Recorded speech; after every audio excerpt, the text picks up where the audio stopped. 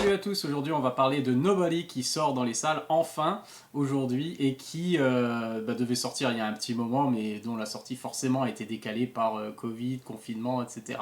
Et du coup on a enfin le plaisir de découvrir ce thriller d'action réalisé par le réalisateur, alors je ne retiens pas son nom, c'est Ilia quelque chose, le réalisateur qui avait déjà fait Hardcore Henry, qui était un film plutôt sympathique, fait tout en vue subjective, un film d'action complètement barré, qui était plutôt sympathique. Et le scénariste du coup pour Nobody est Derek Kolstad, qui est à l'origine du coup de la trilogie John Wick, excellente trilogie d'action du coup de ces dernières années. On l'a aussi vu sur des scénarios de la série Falcon and the Winter Soldier, donc vraiment quelqu'un dont on peut reconnaître le style dans le genre thriller et action.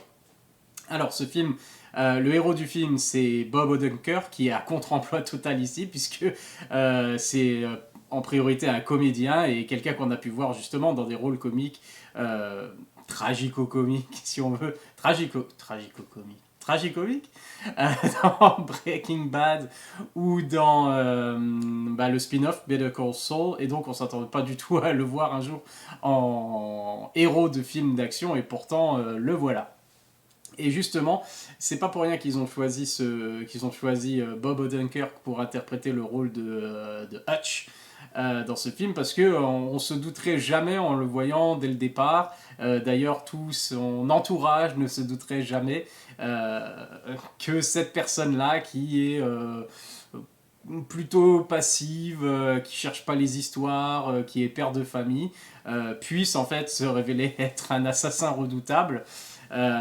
Donc c'est l'histoire d'un père de famille au passé un peu sombre, au passé trouble, mais qui s'est reconverti et qui malheureusement, par un malheureux concours de circonstances, se retrouve à tabasser pour se défouler un soir, parce que voilà, des choses se sont passées. Je ne veux pas spoiler tout ce qui se passe dans le film, mais en gros, il tabasse un groupe de deux petits cons qui embêtait une fille dans le bus. Et malheureusement, dans ce groupe-là, il y avait le fils d'un parrain de la mafia russe. Et du coup, la mafia russe va le rechercher, va s'en prendre à lui, sauf que bon, bah, c'est la mauvaise personne.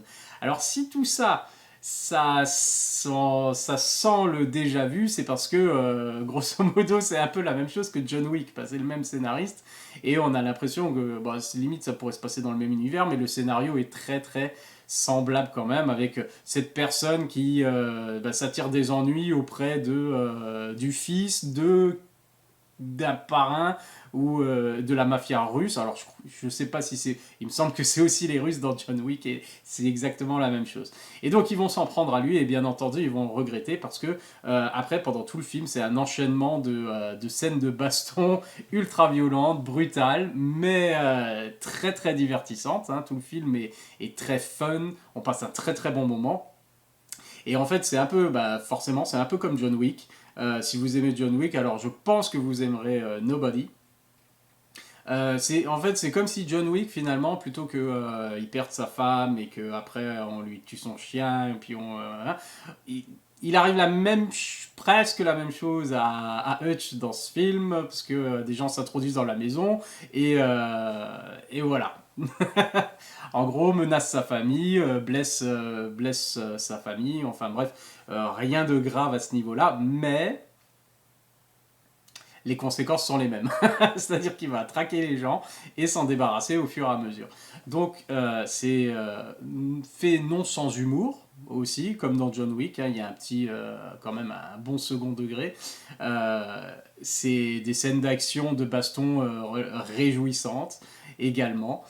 Et du coup, on est dans le divertissement du coup brutal, sombre mais drôle en même temps, avec des bons personnages secondaires qui participent justement alors qui sont attachants, qu'on apprécie, comme les membres de la famille par exemple, ou encore le frère et le père de Hutch qui sont un peu comme lui, et du coup c'est comme si John Wick était finalement père de famille survivaliste, et voilà, donc il n'est pas en solitaire, il a une famille et il doit les protéger. et il va botter des culs et tuer des gens de manière très très violente. Et on passe un excellent moment du coup. Par rapport à John Wick, on pourrait quand même noter, alors c'est pas justement même scénariste, donc on retrouve beaucoup de points communs, mais réalisateurs différents, et une esthétique du coup un peu différente. On est moins...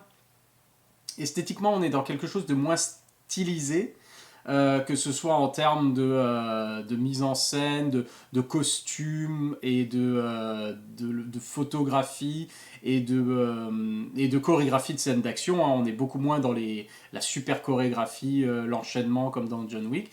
Il y en a, c'est bien, enfin les scènes d'action sont bien chorégraphiées, mais c'est moins, on va dire, élégant et classe que John Wick, mais c'est pas moins efficace. C'est tout aussi brutal et c'est fait sans fioriture, c'est vraiment cash. On pourrait même dire peut-être un peu plus réaliste du coup que John Wick, qui a tendance un peu à partir dans le kata armé et ces choses-là, et le kung-fu, etc. Là, on est... alors, bien sûr, il y a des arts martiaux, des choses comme ça, mais c'est beaucoup plus brutal. C'est moins chorégraphié, ça fait moins, c'est chorégraphié évidemment, mais ça fait moins chorégraphie quand même. Mais ça va droit au but et c'est vraiment, enfin, c'est botter des culs et tuer des salopards qui, entre guillemets, le méritent, puisque c'est le genre de film où on nous montre vraiment que les méchants sont vraiment des méchants, ils méritent d'être punis, et du coup, c'est ce qui leur arrive et c'est très agréable.